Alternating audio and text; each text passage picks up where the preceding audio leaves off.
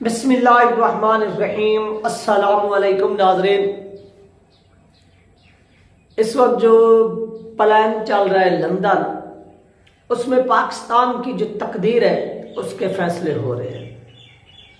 और ये फिर कहते हैं कि मुल्क को तबाह फलां ने किया, मुल्क को तबाह फलां ने किया। पूरी कौम ये देखती भी है, जानती भी है कि 1988 से लेकर 2023 तक सिर्फ और सिर्फ दो हुक्मरानों ने हुकूमत की है।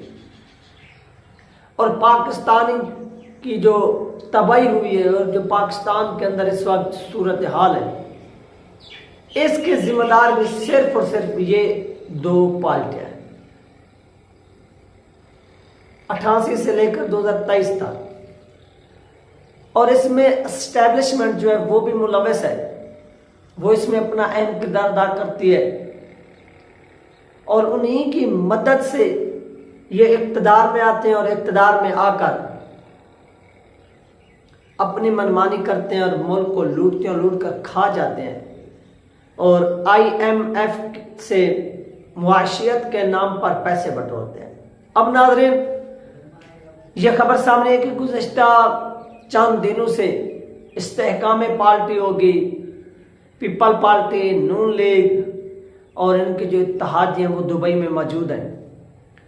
और वहाँ पर ये फैसले हो रहे हैं कि पंजाब के अंदर किसने हुकूमत करनी है और इसके बाद सिंध के अंदर किसने हुकूमत करनी है, निगरान वज़ीर आला किसका होना है, निगरान वज़ीर आज़म किसका होना है। ये तमाम चीज़ें जो है वो तय कर रहे हैं।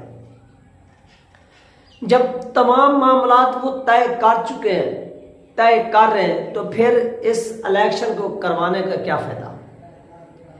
जिस इलेक्शन को करवाने के लिए अरबों रुपए खर्च होते हो, अगर यही अरबों रुपए फिर किसी अल्लामा सऊद साहब ने कहा कि 12-13 अरब रुपए में तो एक फैक्ट्री लग जाएगी और ये 20-25 अरब ले रहे हैं इलेक्शन के नाम पर, तो इससे मुल्क भर में अगर छोटी मोटी भी फैक्ट्री लगाई जाए तो ये दर्जनों नहीं सैकड़ों की तादाद में भी लग सकती है, छोटी मोटी।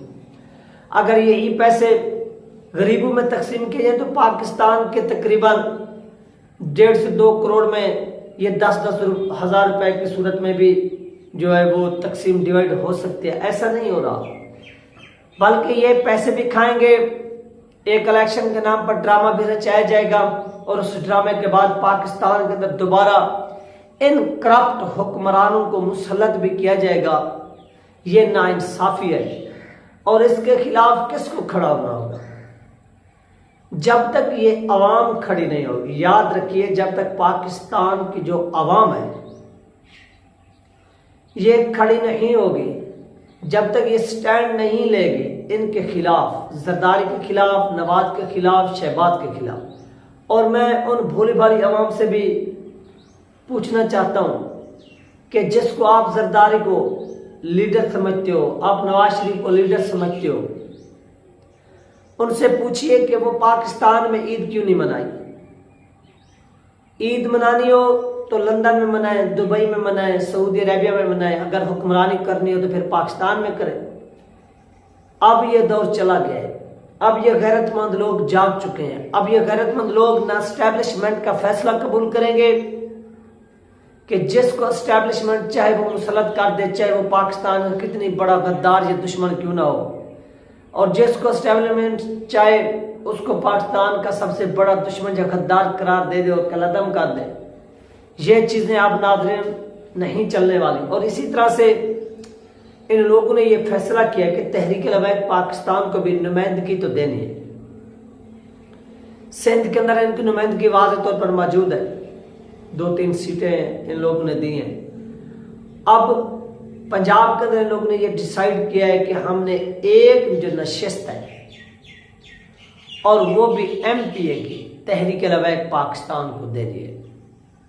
यानी वोटों के एतबार से इस वक्त अगर देखा जाए तो तहरीक लबैक पाकिस्तान जो है वो पंजाब की दूसरी बड़ी जमात है, पार्टी है।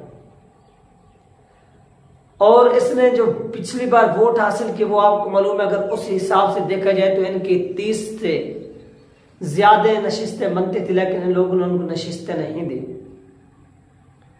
बल्कि झूठ पे झूठ बोला कि ये हुआ वो हुआ, और जिनको मुसलत किया गया वो फिर मुल्क का जो बेड़ा था वो घर कर दिया।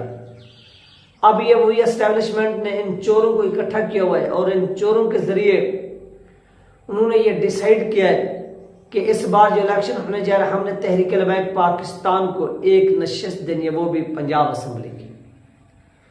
सुनने में ये आ रहा है कि ये नशिस्त सिर्फ और सिर्फ अल्लामा साद हुसैन रिज़वी साहब को ही दी जाएगी, यानी जो दीगर लोग हैं, जो दीगर तहरीक लबैक पाकिस्तान के कैंडिडेट हैं, जो बहुत बड़ी तादाद में वोट लेते और उन्होंने लिया भी, अगर वो जीत भी रहे होंगे तो उनको हराया जाएगा और उनका जो वोट है वो किसी और पार्टी में डाला जाएगा और काउंट किया जाएगा। ये वो इस वक्त नाज़रीन खेल जो है वो खेला जा रहा है। इसके खिलाफ एक मौसर जो है वो हिकमत अमली तैयार करनी होगी और इनको बताना होगा कि नहीं, जब तक आप ऐसा करते थे वो कर चुके हैं, अब ऐसा नहीं होगा। ये इलेक्शन कमीशन, ये जरदारी, ये स्टेबल, ये करना क्या चाहते हैं? ये मेरिट पर आज भी इलेक्शन करवाएं पंजाब के अंदर, सिंध के अंदर, नेशनल लेवल पर, तो याद रखिए इन लोगों ने एक भी नशिस्त नहीं जीतनी, ना ही जरदारी ने ना ही पीपल पार्टी ने। लेकिन अगर डील के साथ इलेक्शन हुआ जो होने जा रहा है, जो इन लोगों ने डील कर ली, तो फिर याद रखिए फिर किसी एक पार्टी ने भी 1-2 सीटों से ऊपर नहीं जाना। ये आराम से सीटें जीत जाएंगे। पाकिस्तान के साथ जो इन लोगों ने हशर किया वो भी आपके सामने है और इस वक्त जो ये करने जा रहे हैं वो भी आप सब लोगों के सामने है और इसके लिए अब भी हिकमत अमली बनानी होगी और ये फार्मूला किसी भी सूरत काबिल कबूल नहीं। हाँ, अगर ये सब जो इकट्ठे हुए हैं, जो कुरान पाक की स्वीडन के अंदर गुस्ताखी हुई है, इस हवाले से हिकमत अमली अपनाते, पाकिस्तान की आवाम में उतरते और उनको कहते कि आप स्टैंड लें, हम जिहाद का ऐलान करने वाले हैं स्वीडन के खिलाफ, आप हमारा साथ दें, ऐसा नहीं हो रहा, बल्कि वहां पर सिर्फ और सिर्फ कुर्सी को तकसीम करने के लिए, पावर को तकसीम करने के लिए कि किसने कितने दिन हुकूमत करनी है, ये मामला तय हो रहे हैं। और ये फिर कहते हैं कि हम पाकिस्तान की मुआशी हालत जो वो दुरुस्त करेंगे, हम पाकिस्तान को संवारेंगे, हम पाकिस्तान की आवाम के लिए ये सब कुछ कर रहे हैं। अभी बिलावल भी गया हुआ है जापान के अंदर और उसकी बहन भी गई हुई है। और ये जो लोग, ये जो कतूरे तहरीक लबैक पाकिस्तान के अमीर अल्लामा साद हुसैन रिज़वी साहब पर टाउन टाउन करते थे, मैं उनसे पूछना चाहता हूं कि अब आप उससे क्यों नहीं पूछते कि बताओ ये किस हैसियत से, किस कानून के मुताबिक जापान गई हुई है? क्या ये पैसा इसके बाप का था? ये पैसा किसका था? तो नाज़रीन, ये पैसा इसके बाप का नहीं, ये पाकिस्तानी अवाम का था।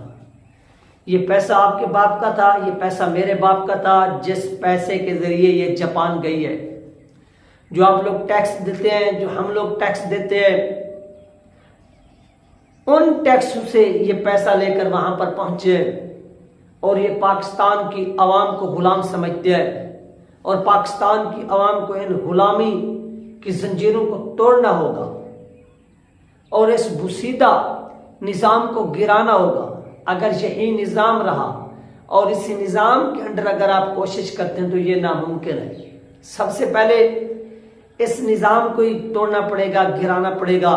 जब ये निज़ाम टूटेगा, गिरेगा, तब जाकर जो ना वो कुछ तब्दीली आ सकती है और इसके लिए काफ़ी जद्दोजहद की ज़रूरत है। इसके लिए आपको एक नज़रिए के तहत खड़ा होना होगा, एक जमात के साथ खड़ा होना होगा जो पाकिस्तान के नज़रिए की बात करे, जो इस्लाम की बात करे। अगर पाकिस्तान इस्लाम के नाम पर मर्ज़ वजूद में आ सकता है तो पाकिस्तान इस्लाम के नाम पर मुआशी ताकत क्यों नहीं बन सकता? पाकिस्तान इस्लाम के नाम पर सुपर पावर क्यों नहीं बन सकता?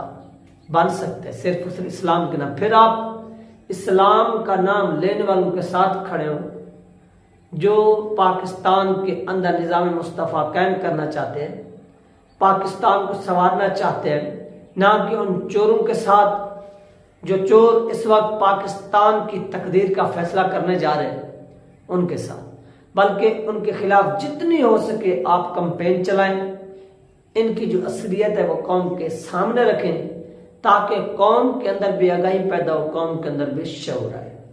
ये तीन अपडेट जो आप लोगों के साथ शेयर की गई है। इंशाल्लाह मिलते हैं नेक्स्ट वीडियो में। अल्लाह हाफिज।